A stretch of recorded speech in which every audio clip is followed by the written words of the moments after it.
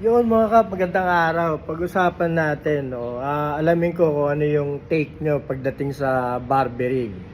Okay, ang barbering ba ay you take it as a passion or as a business? Okay?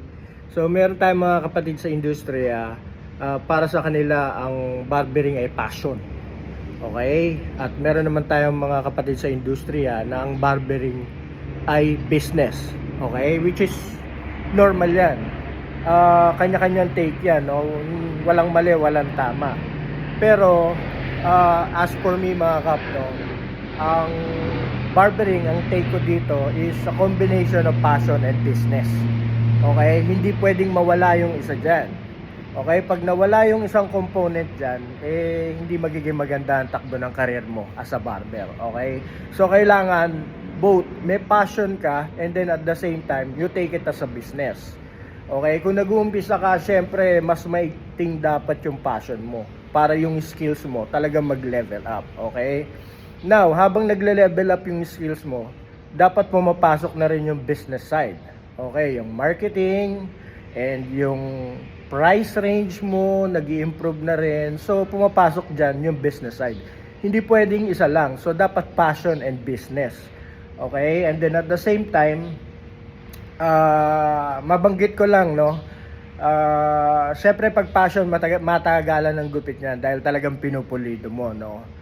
Pero dapat ini-improve mo rin yung skills mo, yung speed mo dapat nag-i-improve din habang ikaw ay tumatagal sa barbering, no.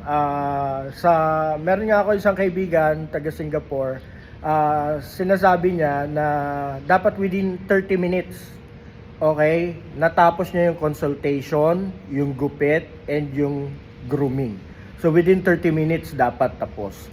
Yun yung instruction sa kanila. Bakit? Kasi kung gugupit ka ng 1 hour mahigit sa isang ulo, sa isang araw, ilan lang ang magugupitan mo. So, matatalo naman yung barbershop and then maliit din ang kita mo. So, dun pumapasok yung business side. So, dapat passionate ka and then at the same time, ini-improve mo yung speed mo, dapat pumapasok din yung business side. Okay? So, yun lang mga kap, yun lang ang take ko pagdating dito.